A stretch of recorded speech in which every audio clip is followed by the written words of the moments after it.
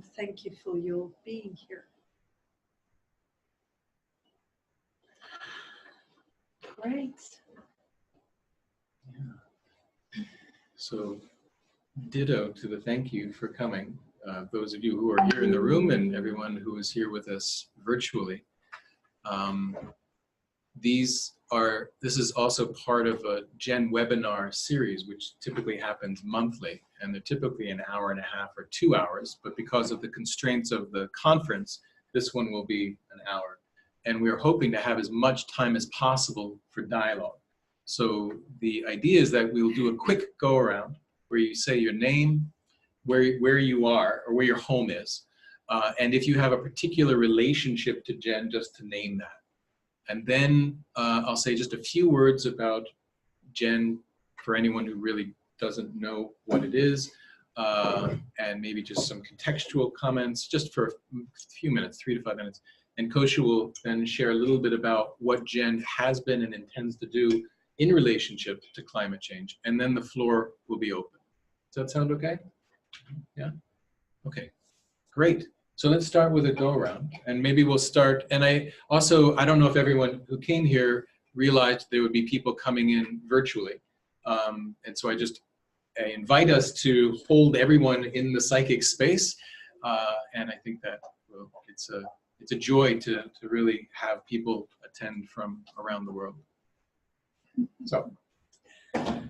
Yes, I can role play. I am Kosha. I'm currently living in Findhorn, and I am the executive director of Gen. And I am Daniel Greenberg, currently living in Canada, but moving to Oroville, South India. And I'm currently the president of Gen, at least for the next week. I'm J.R. Fulton. I'm from Seattle, Washington. And great, the further you are, the louder you need to speak so they can still hear you. I'm Angelika. I currently live in Findhorn, and I'm part of the Gen team here in Findhorn. I'm Marguerite Carl. I currently live in northern Italy and involved with a project called Permaculture for Refugees. I'm interested to be in conversation with Jen. My name is Esther. I live here in Findhorn as well, and I'm the office manager of the Findhorn Gen office. I am Edward Kusua from Sierra Leone. Yeah, I'm the director of Future Enhance, and at the same time, I'm an instructor of women farmers in organic farming using permacultural principles. I'm trying.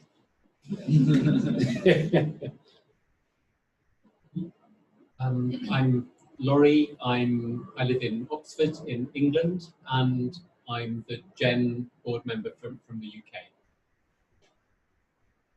I'm Saying May. I live in London, and I have a general interest in ecological living.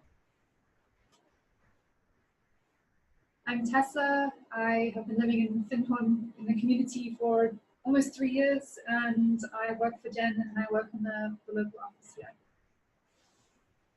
My name is Jonah. I'm from Portland, Oregon in the United States. And my relationship with Gen is basically I've been traveling around to different eco-villages for some years and meet people and go to villages that are in the Gen. So just various interactions with Gen throughout the years. My name is Peter, and I come from Sweden, and I run a ecological retreat center since 20 years, where we hold events size of 300 people. And I consider joining Gen. More people are coming too. So let's move to the virtual folks, and I guess I'll just call on people. Trudy, can you start? Hi everyone, I'm Trudy. I'm currently in Australia. I'm from Sri Lanka and will be transitioning between Sri Lanka and Australia, and I work for Gen in networking. Thank you. Great. And I think I see, is that Janet? Janet Josie Blake? Hey, yes, that's me. I'm in Australia, Sunshine Coast, and I am co-director of Polkadot, which is assisting to bring Kosha out to Australia at or part of your tour at the end of May, June this year. Hey. So happy to see you for the first time, Janet. Nice. And Jerome. Jerome, yeah. Hi everyone, I'm Jerome from the Philippines, now living in France. I work with Genoa as the communications facilitator. Wonderful. Welcome. Gabrielle. Hi everyone, I'm Gabriel Siqueira from Brazil, Casa Latina, and recently hired communications director of GEN, just starting. So later on I'll be talking to you soon. Great. Glad you're here. Julianne. Hello, I'm Juliana from Finland and active member of Finnish Ecovillage Network, and of course a huge fan of Jen overall. Wonderful. And is that Samduta? I'm not sure if I said that right. Yep. Hello, I'm Som from India, but I'm traveling in Nepal at the moment, and I'm a part of Next Genoa. Yeah, that's from me. All right. Great. Glad you're here. And Abby? Hello, I'm Abby. I'm originally from Bermuda. I'm currently living in the Netherlands, and I've been volunteering as a communications assistant and now recently hired onto the comms team. Yep. All right. Yes! That comms team is really... And hey, Rob, can you hear us? No, muted. You're muted, Rob. Okay. Yes, Bob Wheeler, live in the United States. I'm Jen's main representative to the UN, United Nations. Great. In New York. In New York, yeah. Kathleen.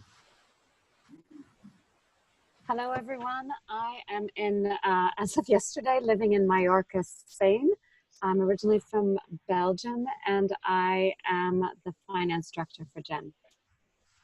All right. And I don't know if I'll get this right. Espeso?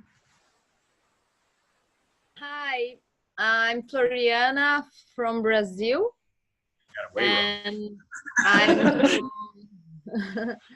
I'm participate of Aliança Rio Doce, and it's part of emergencies. Excellent. Yeah, I think we'll probably come back. I want to hear your perspective on this for sure. Albert, good to see you. Yeah, good to see you, Dan. And Kosha, I heard your laugh in the background on Instagram that Marag Gamble put up yesterday. And I said, oh, that's the kitchen at Finhorn. That's Kosha's laugh. I would recognize that anywhere. And Albert, your book arrived yesterday. So Wonderful. they're ready to deliver to many people here tomorrow. Yeah, show it around by all means. Let people know. I'm Albert Bates, and I live at the farm Ecovillage here in Tennessee in the United States, and I am a Gen ambassador. And so much more. Thank you. And Jennifer.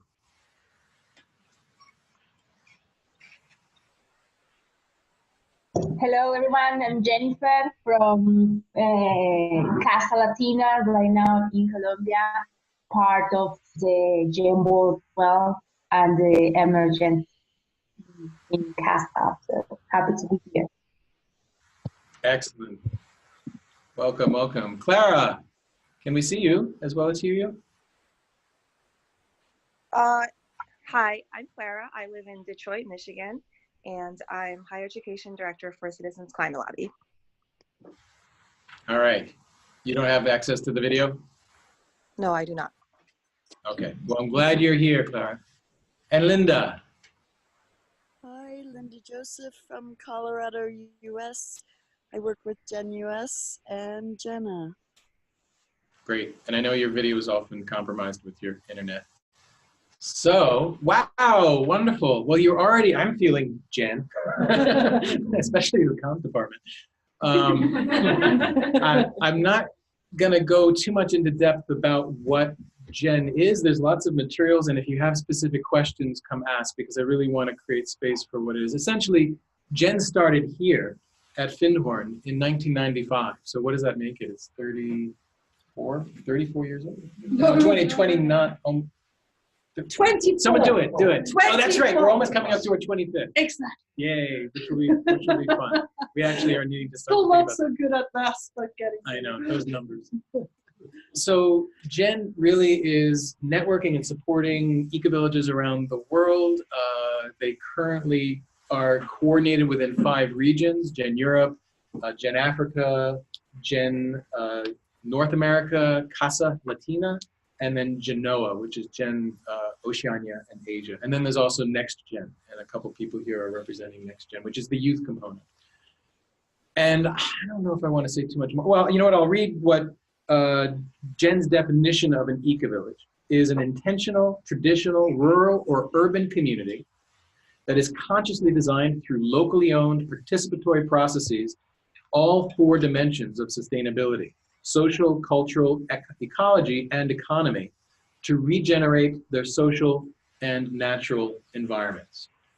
And one easy way that I think of it is that we're trying to do 2 things at once. We're trying to reduce our carrying capacity. We're trying to live more lightly, more ecologically, and at the same time, we're trying to increase quality of life. So in my mind, ecovillages are experiments of how can we do both of those? How can we live high quality, low impact lifestyles? How do we live well and lightly together? And as if you've already noticed, those of you here at the conference, that there's really 2 at least directions toward that. Findhorn, I would say, is sort of from that place of being resource rich or financially rich country, where people are living very high quality lifestyles. And we're saying, and our main question, or one of our main questions, is how do we do that but live more lightly? And then there's a lot of indigenous communities that are saying, hey, we want to really raise our lifestyle, but how do we do that while also protecting our resources, protecting our lifestyles, our cultures, etc. So really it's that question in the middle. They're not perfect. Any of us who've lived in ecovillages knows that viscerally, but they're on their way. And one quick framing, many of you may have also been experiencing this. For me, it's come up in the last 6 to 12 months that the narrative around climate change is shifting.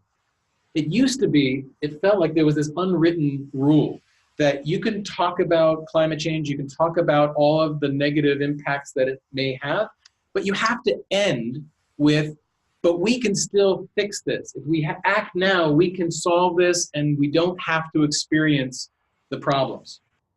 And more, many of you have seen the book Uninhabitable Earth, Deep Adaptation article. I think more and more people are coming out and saying the chances of us actually staying below 2 degrees centigrade are very, very slim at this point, which means there are some severe damages that are likely in the pipeline already. And I think the public awareness of climate change is just getting onto the page of recognizing it as real, right? That's, at least in the US, I think it's just, it's happening quickly now, of people recognizing that this is a real threat. When they further recognize that there are damages, there are impacts that are going to be happening, I think it's going to catalyze a lot of action. We've been seeing the Extinction Rebellion in Europe, and it's spreading quickly. And I think it's also going to catalyze a lot of fear and panic. And that's the place where I'm very curious, how can Jen be a leverage? I think people are going to be saying, what are we going to do? How are we going to even process this? And how are we going to live a life? Trudy, maybe you can kind of see where the noise is coming from. It's Rob. It's always Rob. We can just, oh, we love you, Rob. But be quiet, please. Sorry. So I do think the Global Ecovillage Network has an incredible potential. It always has, but I think it's only increasing in the coming days with the increased awareness of climate change. So I just want to frame that, and then I want to pass it to Kosha, and if there's anything you want to share about what you'd like to point out that is happening now or that you think will be happening soon, and then we'll open it up. Great, and maybe I'll stand up because I want you guys online, I want you actually to see that you are here on the screen. And yes, you can make yourself invisible, but we actually love to see you because, you know, you're here with us in the room. And if you close down the video, you're much less here with us. You know, we're really sitting with you in the room. So thank you. Ah, that's so much nicer. Cool, thank you. Yeah, so I think, no, I don't think, I feel, I should rather say that this is an incredible time for us in GEN. You know, we've been bringing together people on the ground who've been transforming human presence locally into a regenerative presence, where we start actually healing the systems that we're a part of, not just sustaining them, but healing them. And we've been distilling that into patterns, bringing out especially the Ecovillage design cards, so bringing out tools that distill regenerative living in locality, love for land, love for each other, love for culture, and making a living while loving as a life. And it's basically bringing us back to who we're meant to be, which is guardians and custodians of life on the planet. And ecovillages have been kind of examples of that. Many of them just doing patches of it in very diverse ways. And we've been creating the map that connects all of us and that helps us to understand this is the piece we're working on here. This is the piece they're working on. This is how we can exchange best practice. And also to start measuring ecovillage impact across the world. And from that now, you know, where we started off with intentional communities, we're now moving out. We sometimes say when we started off, it's like 80% of the communities connected to us were intentional communities. We're rapidly shifting to that being like 10% and 90% being existing communities, villages that are transitioning to being eco-village.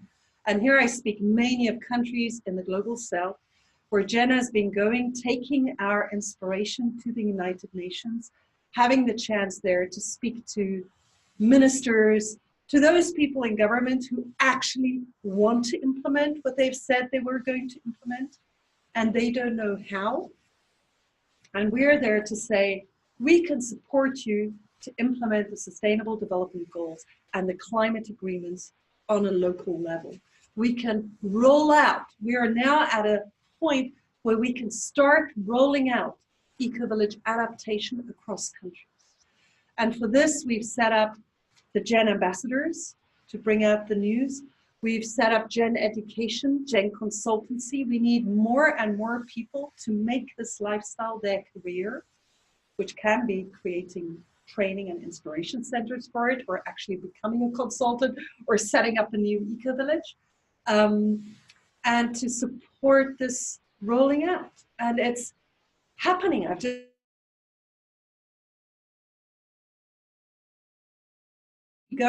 places we've been talking to in concept notes and applications for $1 million, $2 million to the green climate funds that have already been given to those countries. And really the question is more, how do we have the capacity in GEN? How do we build the capacity in the network to actually be able to respond? And just to add one more thing, I had this very inspiring meeting with a guy who came to search me out in Morocco because of the consolidation in GEN. He wanted to speak to smart cities because they want to link more funding support into local solutions.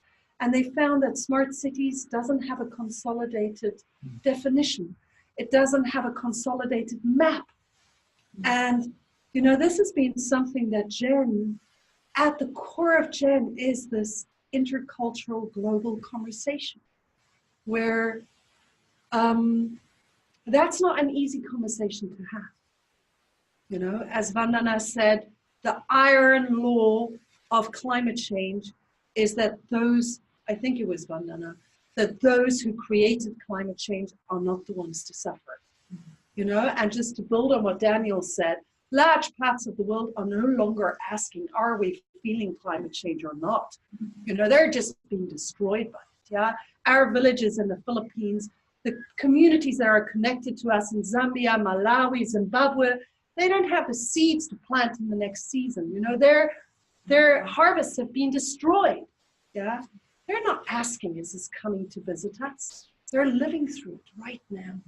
And we're, you know, so in our network, I feel like we're aware of this. We know this is happening. And it's also out of that solidarity and that care that we act.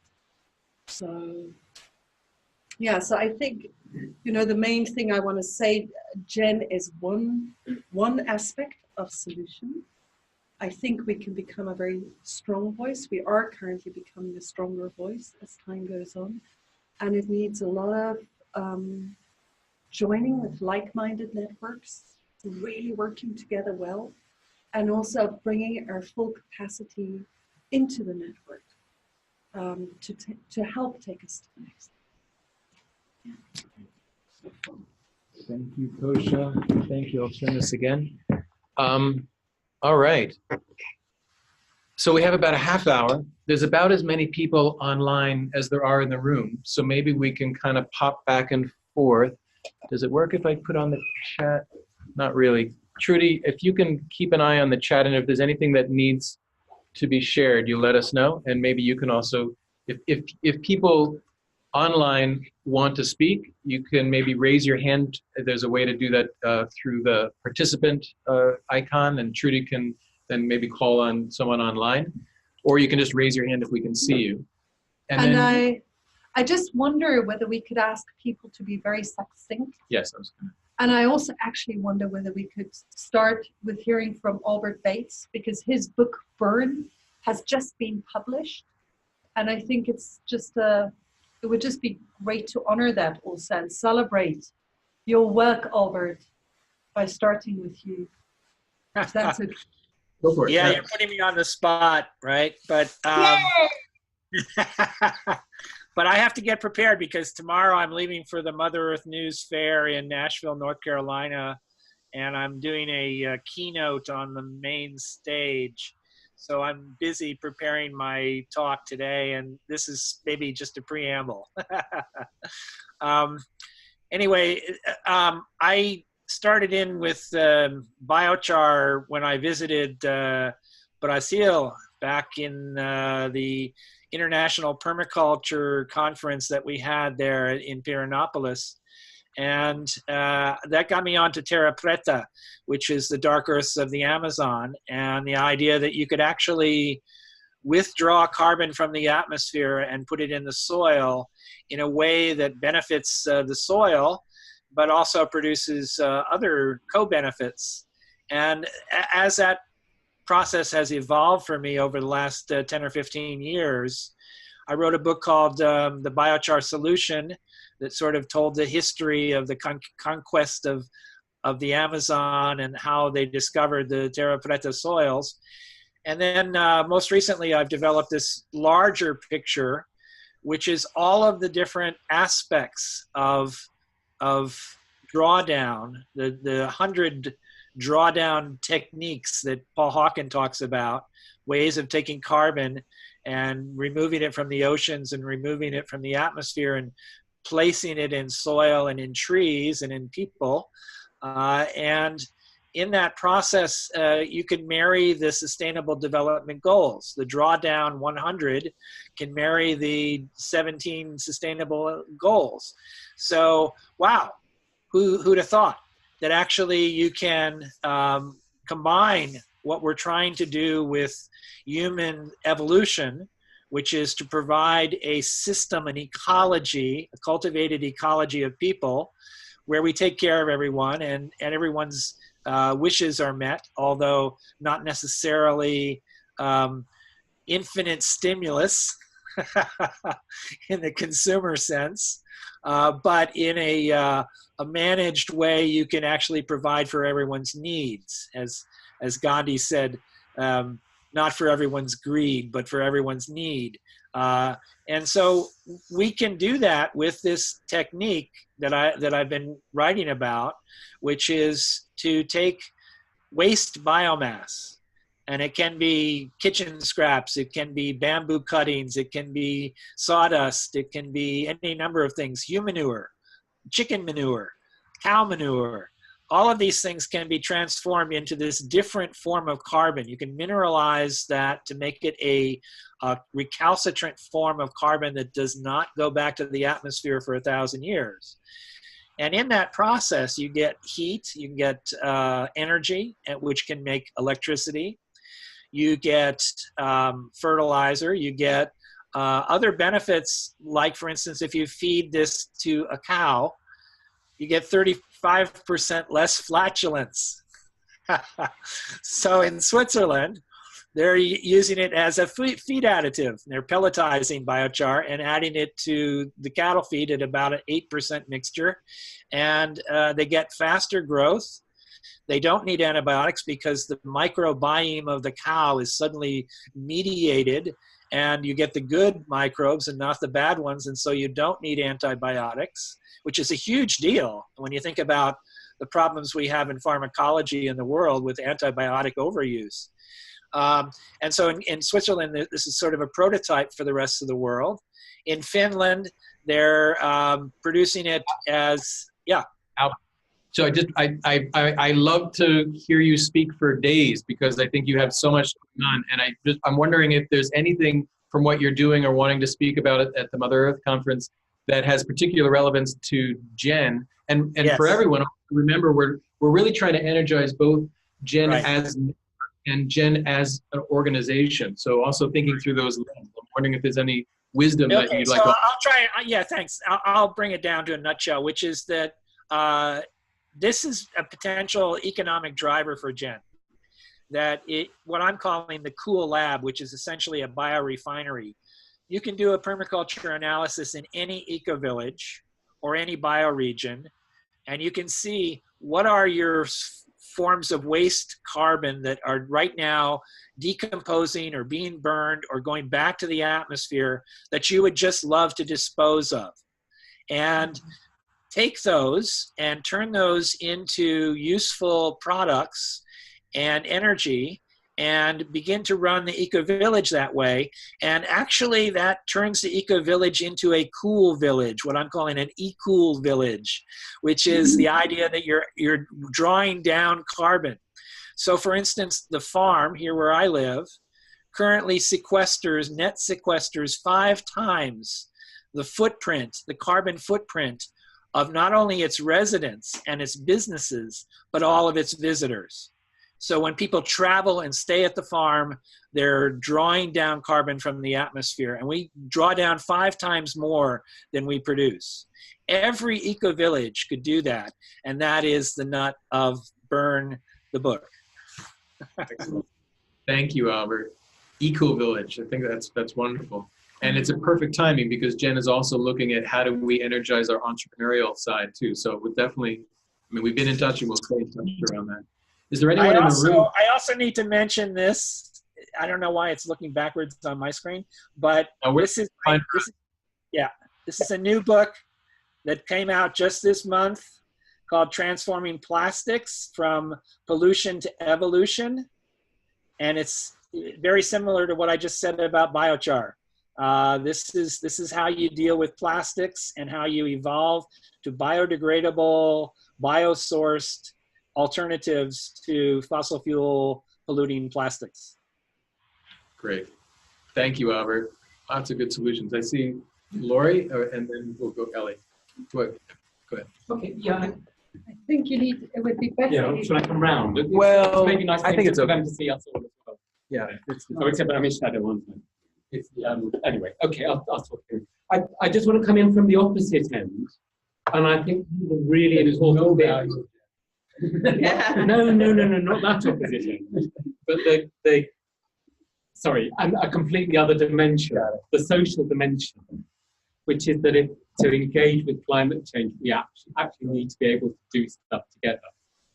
And I think one of the most important things, so I come from a Quaker background, and Quakers have kind of long developed, well-developed practices of how we do stuff together. And I think one of the most exciting things in Gen and in the Ecovillage movement is the experimentation with and how we do relationships and decision making and empowering everybody in our movement. That's my beautiful. Thank you.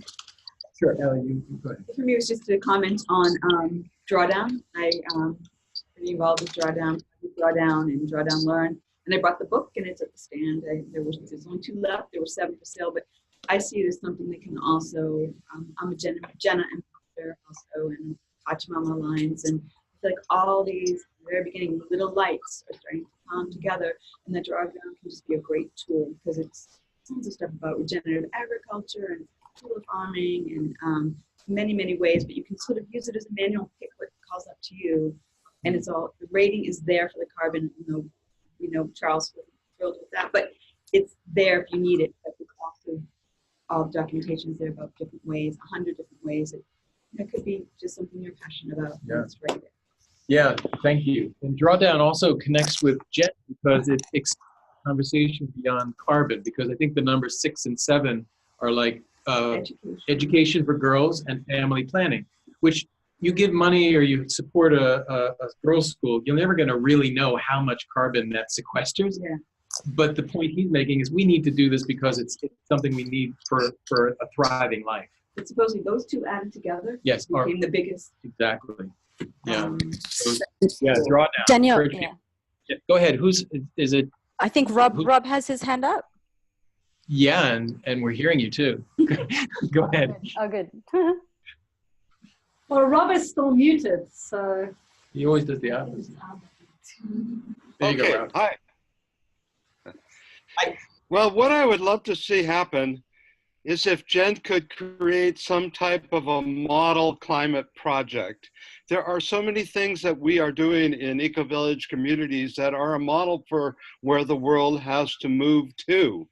And I think we can do a lot more of these type of things in our communities as well, building off of the type of work and projects that Albert talks about. There are a number of particular areas that I think Gen is particularly good at to be included in this type of model climate project. One is diet. Eating vegetarian diet, which very few people do, it's only a couple % on the planet, is a huge forward step to reduce our meat intake and dairy intake. And I think Ecovillage communities shine at that. And that then links with what we do with our agricultural practices in Ecovillage communities, which are essential for carbon sequestration. And then our eco-restoration work is tied right in with the eco-restoration work that we do in Ecovillage communities, which is then tied in with how we deal with water in our communities and the waste processes that we have. All of those things can make a major contribution to carbon around the planet. So if we were to present what we're doing like that in a format can go to the international community, we have a number of processes that are underway or are coming forward through the United Nations that are important. One is in 2020, we're launching the UN Decade on Ecosystem Restoration, the natural environment. So this project could lead, here's what's happening in Ecovillage communities to help to restore the planet. And then related to that, we have the Sustainable Development Goals, which cover all 17 different goal areas. All of which are interrelated with these special areas that Gen has to make great contributions to. This doesn't say there are not others, like the buildings and natural building practices and renewable energy, et cetera, that Gen also shines. What I'm suggesting is we should say, Ecovillage communities have a whole systems integrated approach to sustainable development that ought to be copied, replicated in the world. And we can also at the same time scale up what we're doing in our own communities even further. But we have the education for sustainable development and sustainable consumption and production, which are major processes at the United Nations, into this GEN model climate project. I'm suggesting that we ought to write it up, make it a package, make it a program, make it a project that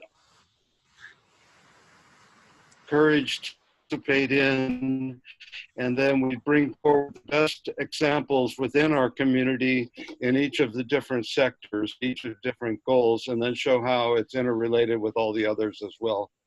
I created for the Paris Climate Summit the content for a special web section on our website. It's climate solutions. I'm wrapping up. Daniel, I'm wrapping up. Okay. It's there on our website. We haven't made very good use of it. Can you hear me?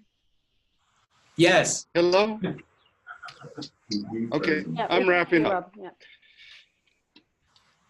So I would love that web section updated and the best examples that we have in GEN on there. I brought the ones I know about, but I would like our whole community to identify the best climate solutions that we have out there and get that all on our website in a special web section as a part of this special project. Thank you. Excellent, excellent. Thank you, Rob. Kosha has a response, and then I saw some hands here. And yeah, so great, Rob. I think this is excellent in preparation also for COP25 that we worked on that. And we really build on the concept of showcase eco-villages, which we already have in GEN, and also really enhance our solution library to maybe highlight best climate solutions, and then also enhance this part of the website. So I think it's just important that we build on what we have, and also not to underestimate the power that the Ecovillage impact assessment will have, which actually measures our contribution to the SDGs and the climate agreements on many different levels. And our aim currently, I'm not sure we'll be able to complete this, but I hope we will, is to bring a first report. We had a first report on 30 eco-villages 2 years ago, and we want to bring a next more refined report to COP25 in Chile. And that's what's really shifted also government's ways of viewing us. So thank you. Let's work together. What is your name again? Say your name. Okay. I noticed that in Kosha's introduction. So in your introduction, Kosha, you mentioned about GEN in the urban context, and with the majority of the Earth's population living in cities and growing, how that would apply in order to help with climate change and Speak up. Okay. So GEN in the urban context. Yeah. Question. It was a question. Respond briefly. We're just developing a handbook. We're actually working together with Marilyn Hamilton from Integral Cities, who's also here at the conference, bringing those distilled tools of GEN and the Ecovillage design principles, bringing all the examples of existing urban ecovillages to inspire more urban ecovillages to emerge, urban neighborhoods.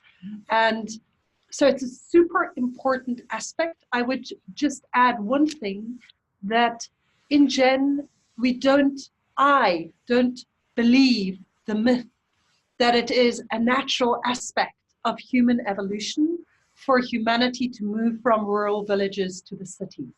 Wherever I go, I see it is very much an engineered situation, which is very strongly enhanced by changes in economy, by mining industry, by pollution of rural areas, by coming in of agro industry, where people are actually shifted off their lands. And so our focus is very strongly still on the rural transition, because we feel that not many other people are focusing on that at the moment. And at the same time, bringing in the urban eco-village development. So thank you. I hope, and we'd love to work with you also on that. And I hear what you're saying about urbanisation being a solution to problems rather than initiated by people themselves. Exactly. Of their information. Yeah, yeah, yeah. And the handbook should be ready within the next 1.5 months and will be downloadable from our website. So keep your eyes open. Thank you.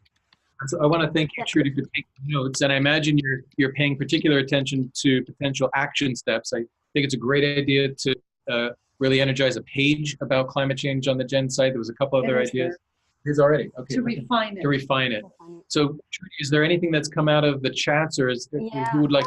So I think Clara has her hand up. Yeah, and then we'll go next.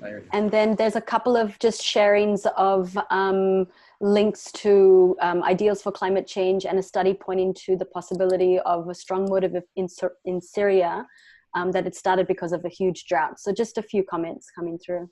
So actually, on that point, thank you. If there are people in the room that may not otherwise get a follow-up to this, if you're sort of part of Gen, you'll get it anyway. But if someone could pass around a piece of paper and get emails, and then we can send you the notes from this meeting as well, if you'd like. Thanks. Yeah. Okay, so are we moving to Clara then? Clara. Okay, hi. I'm muted there. So, yeah, I worked for many years in sustainability in higher education, where I was helping those organizations become more sustainable and develop green practices. And it became kind of frustrating to me because I felt like it would take an enormous amount of time to do something fairly simple, like implement recycling. And, you know, we're only making that difference at that institution. And then I was thinking like even if we got every college and university in the country to adopt the greenest practices possible and they'd all became carbon neutral overnight, it would still not hardly be a drop in the bucket. So when I eventually started working for Citizens Climate Lobby, I was very excited by their solution, which is carbon pricing at a federal scale, global scale possible. Clara? Yes. Could you speak a bit slower? Your voice is not coming through completely clearly. Just a little bit slower so we really get what you're saying. Okay, sure. So when I started working with Citizens Climate Lobby, I was really excited by their solution of a national policy to price carbon. Because that would be a market level approach to really change things across the board and make it expensive to burn fossil fuels and to emit carbon. And that working together, we can make a change in our legislation, which would then affect everyone. So I really feel like that's what we need to do is to work collectively rather than making changes in our individual lives. And I feel like Gen has so much potential for that because you guys are so connected and have so many passionate people. And I just would love to hear what you guys' thoughts are on policy influencing and to help everybody else do the things that you do by working with the government and advocating for policies that would improve sustainable development. Thank you, Clara. Kosha, you want to speak to advocacy? And then just a very short comment, Clara. I think in Gen, we're quite divided around should we be pricing carbon? Should we be trading carbon? We don't have one voice. What we do have one voice around is that we believe in the power of community. We believe in the power of community-led development, not just, so that's where we're stepping into policy changes. And that includes shifts to organic agriculture, shifts to everything that affirms life. So I think the place that we're currently actually advocating and also concretely working both with the European Union, at the UN, at national level, is around influencing policies for climate-led regenerative development. And I would say Kosha's absolutely right that there isn't a consensus in the Ecovillage movement around pricing carbon, even here. I think I'm very much an advocate for pricing carbon. Kosha, not so much. And in fact, for those of you who are here, the next session here I'll be leading is on meaningfully accounting for our emissions. And I've thought about this for 20 years, and I've developed a system that I think could work really well within Gen. So if you're interested, I encourage you to stick around or come back in a half hour after, and I'll share that. And for people online, if you're interested, tell Trudy or make a note or something, and I'll send you a link as well. So there's been someone here has a comment as well. Been patient. Can I see you? Go ahead. I'm just curious because at the introduction, a couple of people mentioned their involvement in the emergencies program. Oh yeah. And I'm really curious, you know, how can, like the Gen emergencies, like how can we really use the solutions, but also just like what's happening, you know, in these areas of crisis, like how are you working there? What, like maybe some of you want to share. I can't remember who it was now, but it's, well, I had the name wrong, but then I realized it was something like Gloriana. Oh, that was very good. Very good. Right? Gloriana. Yeah. Yeah.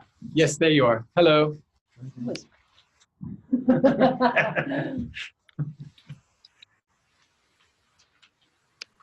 You're muted. There. No. I think Trudy. Yes, she was wondering if you could speak more to Gen emergencies or emergencies. Yes. Okay. I think Jennifer could complement. My English is not so good, but I will try. In fact, I meet emergencies and ECHO, and when I met Kosha too and did the Ambassador Gen course. And there are some people from places in America Latina that was participating of groups that are communities affected from some disaster or some crime. In my case is Aliança Rio Doce. We are building a community, a group to support the people that is affected from the mud, from the mining company, the Samarco and Valley. And very sad that it happens again. Three years after, now we have Brumadinho disaster that is very similar, but with much more deaths, like 20,000 people. And Rio Doce was 19 people that died. And Just muted again. we are passing to a very difficult times in Brazil with our president and our situation. The communities that are protecting the lands are very in danger. Really, they are taking their lands to the mining companies, to the ruralistas, we said here. I don't know how to say that in English, but the people that have big farms. And we are, I would like to speak from my heart.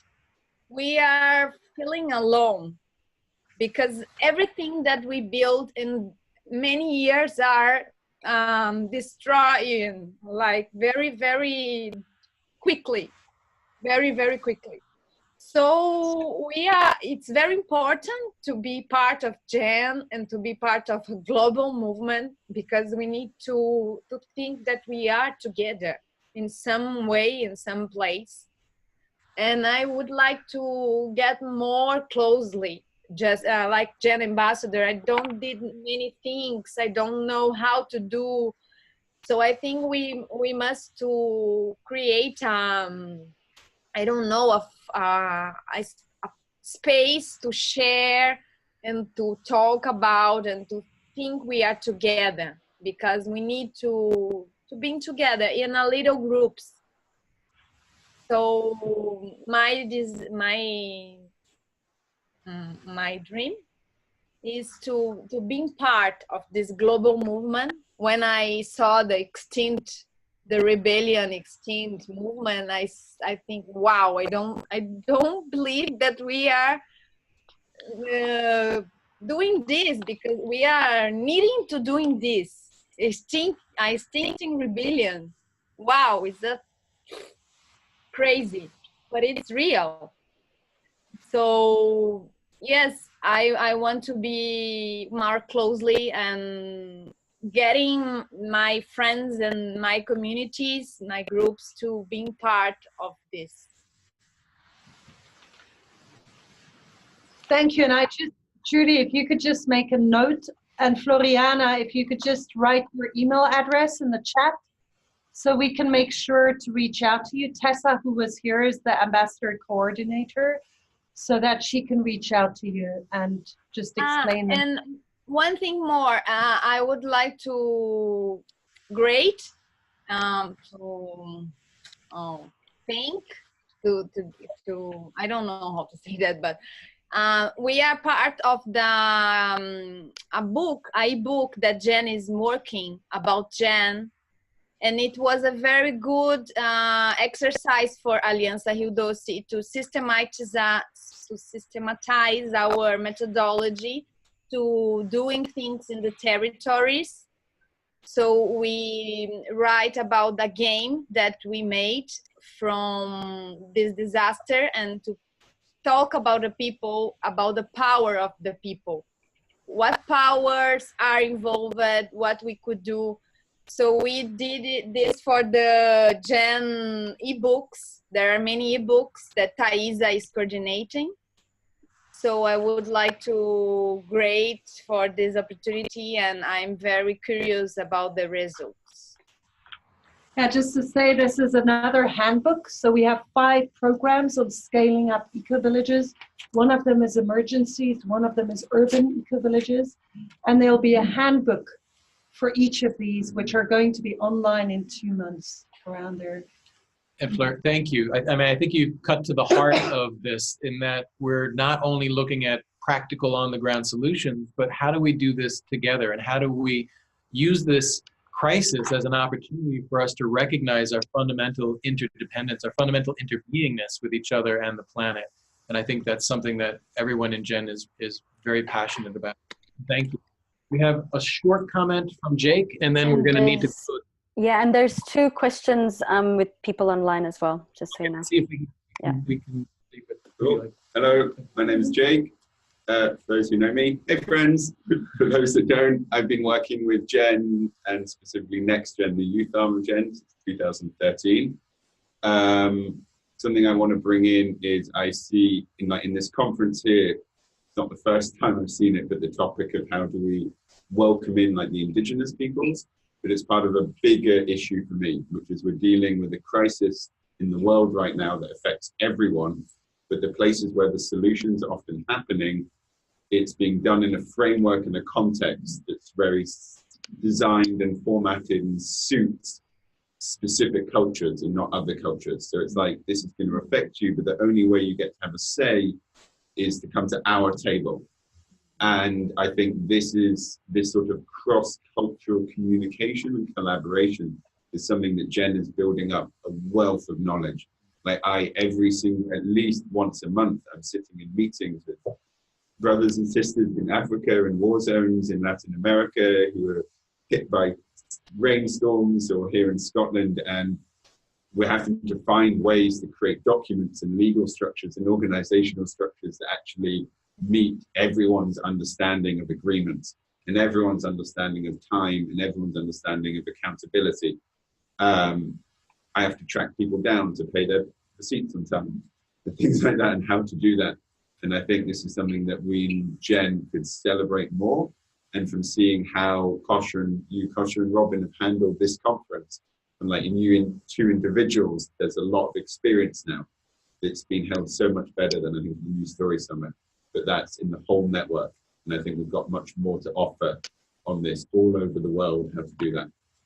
Thank you, Jake. Just like greenhouse gases know no borders, Jen is also connecting people around the world and actually as a visceral experience as well. Yeah. Trudy, you said there's two more. If we can have pithy, short comments if possible. I know. Jennifer had her hand up, and Clara. But yeah, Clara has already. Yeah, Jennifer? so I think we're going to close because it's after time here. If there's anything quick, Jennifer, you want to share? Yes, I just want to tackle on this request from Gloria now. What does it mean to feel going in this together? It feels different when the emergency is created by a natural disaster like an earthquake, from when it's created by the action or the lack of action from companies and from governments, like what happens in the Musco Gonacuna in Putumayo, what happens in Floriano, in Brazil with Rio Doce and with Brumadinho as well.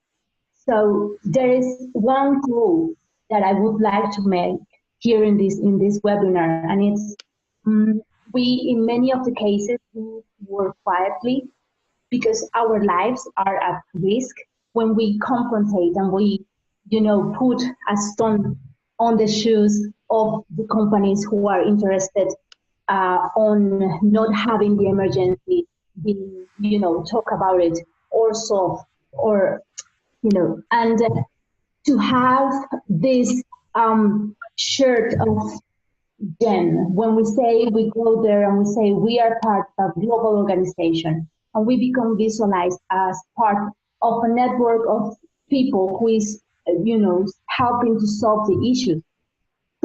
Sometimes we use it as a kind of shield.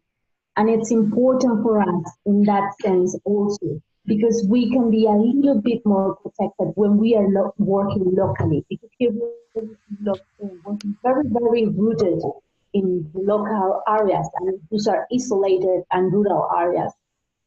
So I would agree to have the project, the model and everything, but also how can we make stronger the impact of the voice of Jen in the local areas and talking to the government and making shield for the people who are working against companies. Yeah. Thank you, Jennifer. Kosha, you want to say something? Yeah, Jennifer, just one short comment. I feel that's really where the power of the global network unfolds. Because again and again we find, and I'll bring the example of Africa because that's where I've experienced it, that organizations and eco-village networks locally have a really hard time to connect. But then when the global network comes in and says, look, we are global, we're all across the world, we're doing this, this, this, suddenly they start listening and the opening to the local organizations is created. So I think it's one of the areas where really the power of a global network can have a huge impact. And I completely agree that it's one of the areas where we can really help create more change on the ground. Thank you. And thank you all. I mean, I think what I'm hearing is that really it's about relationships with heart. And I think that's something that Jen has as a priority. How do we focus on who we are in relationship locally, globally? And so I really appreciate this opportunity. Thank you, Trudy, for helping make it happen and taking notes. And I assume that there's some emails here that we can send things out to people. So, blessings. Just as we thank Trudy, can we just also send just a support to you, Trudy? Floriana was just speaking about the despair in Brazil. I know that Trudy and many others in Sri Lanka have really been hit very deeply by the despair after the bombings in Sri Lanka.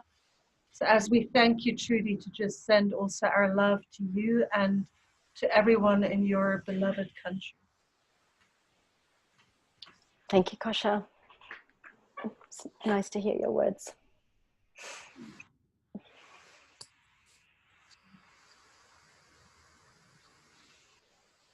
Okay. With that, blessings to all in need. And be well, and we'll hopefully connect again soon. Take care, everyone. Bye-bye.